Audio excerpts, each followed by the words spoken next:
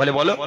বলে আচ্ছা তুমি যে পোশাকটা পরেছো আর তুমি যে খুশবুটা লাগিয়েছো একটাবার বলবে কোন দোকান থেকে কিনেছো? বলে কেন? বলে না আমার বাপ রাজা আজও পর্যন্ত এত দামি পোশাক আমার কিনে দিতে পারলো না, আর তুমি তো গরিব, তোমার খাওয়া হয় না, তুমি কোথায় পেলে পোশাক? এখন আম্মাজান ফাতেমা কি বলবে বলেন দিনি? আচ্ছা আপনাদের এই বাসন্তী বাজার, বড় বাজার, সোনাখালী বাজার, আচ্ছা সোনাখালী বাজারে গেলে কি পাওয়া যাবে পোশাক? এই বাসন্তী বাজারে পাওয়া যাবে? হ্যাঁ। আম্মাজান ফাতেমা মুচকে মুচকে হাসছে আর মনে মনে বলছে সুযোগ পেয়েছি বেটা, সব কটারে কলমা পড়াবো। বুদ্ধিমতী ফাতেমা কত সুন্দর করে বুদ্ধি খাটিয়ে বাজারে যাওয়ার ঠিকানা, কোন পথ দিয়ে বাজারে যেতে হবে, দোকানটা কোথায়, দোকানের মালিককে, দোকানের সেলসম্যানকে আম্মাজান ফাতেমা রাজার মেয়েদের কিভাবে বোঝাচ্ছে দেখেন।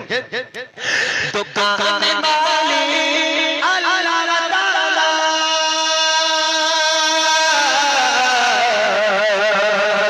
দোকানের মালিক আল্লাহ তাআলা, পৌঁছাতে তার জিজির আমিন সেই জানে জামাত সুবহান ইহদিনাস সিরাতাল মুস্তাকিম।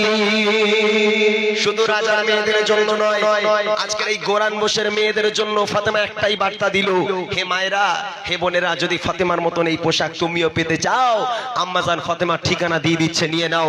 ইহদিনাস সিরাতাল মুস্তাকিমের পথ ধরে চলে যাও, বাজার পেয়ে যাবে।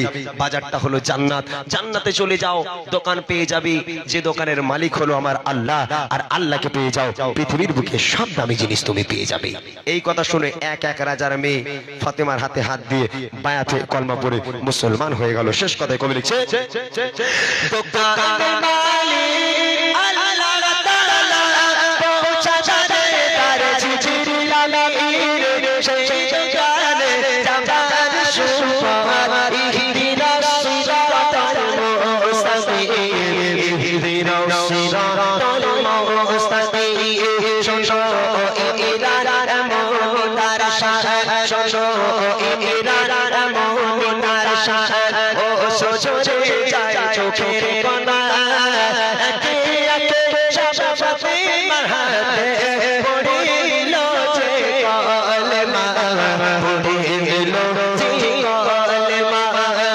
এক ইহুদি নারী ছিল যার বন্ধু ছিল মা ফাতেমা, ভালোবাসা মায়া মমতা ছিল তাদের অনুপ্রেরণা, ছিল তাদের অনুপ্রেরণা, ছিল তাদের